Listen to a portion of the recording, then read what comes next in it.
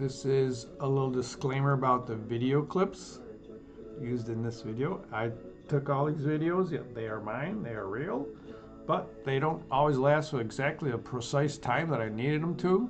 So some of them I'm going to repeat, but I get annoyed with some videos that just put the same three clips for 20 minutes. So I'm going to change my clips. No two clips will be the same that I'm repeating. Some will be slower, some will be faster, some will be backwards. So keep a lookout for that. Trip to Hilton Head, South Carolina recently, and I went with a close friend, a very good friend, and I'm going to leave it like that. I won't say exactly who it is, just because these are my perspectives and not necessarily shared by the other person. So we'll just leave it like that. So this is a scene from the beach. You can kind of tell by the shadows that it's in the evening. It's like sun's getting to be sunset. Sun rises over the water on the East Coast. Sun sets in the mainland. But I did come down after we got settled in just to see what the water was like and to get to the beach. And as you can kind of see, it's a very nice, gentle scene.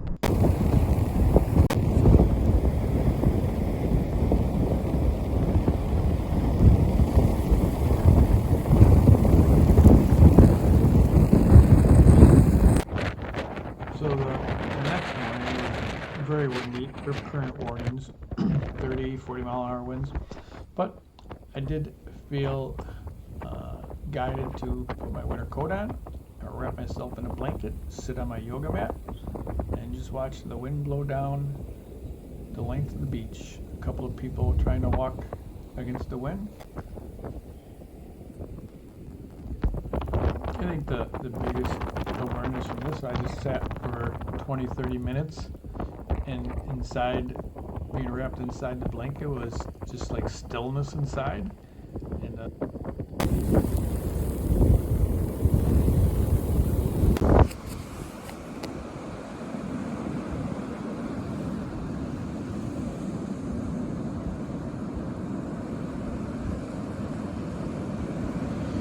okay, so the conversation with the friend, a close friend, didn't take place on the beach. It was actually, I think it was on a tennis court or a pickleball court. We were playing an hour session or so, and we were both getting a little bit winded, especially my friend. So we sat down, and the comment was made that this time last year, when we were down at the same place doing the same activities, that they felt much more out of shape, much more winded, a lot more pain. And in a very brief moment of reflection, my response was just think of what you've been through this past year. You know, this time last year, it was just initial findings of a possible cancer, and then what followed were months of non-invasive and then invasive procedures to determine all that, and then there was, there's actual surgery for that, and then recovery from surgery, and then there was radiation like every day for a month, and then 2 months of recovering from radiation burns and skin peeling off your body,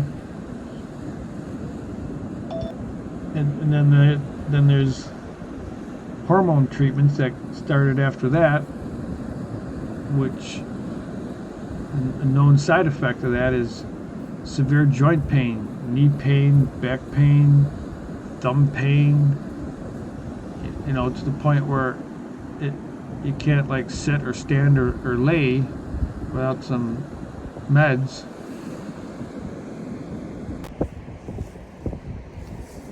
which then makes it very difficult to to not just get out and play pickleball and tennis and walk and exercise, but just even walking up and down stairs or getting up from the couch. And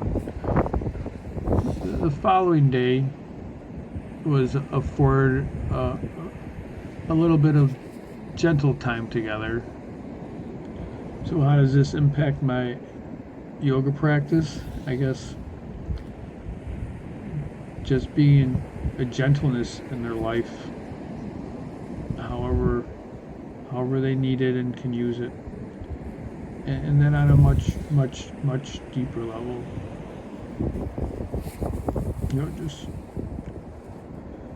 just a lot of grief comes up.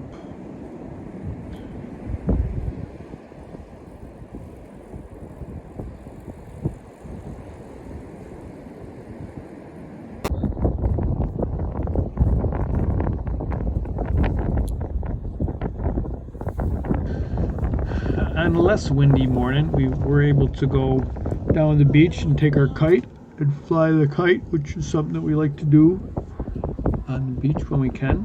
So despite the pain and slow steps, we did make the journey to the beach so that we could fly the kite. And it seemed amidst it all, we were able to find, small things of enjoyment that felt good to share together.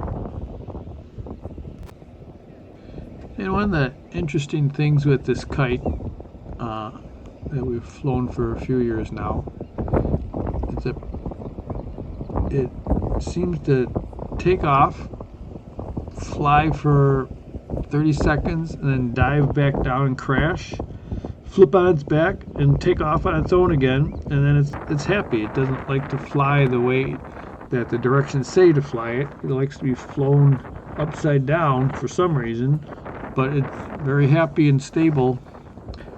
So, is that some meaning on life?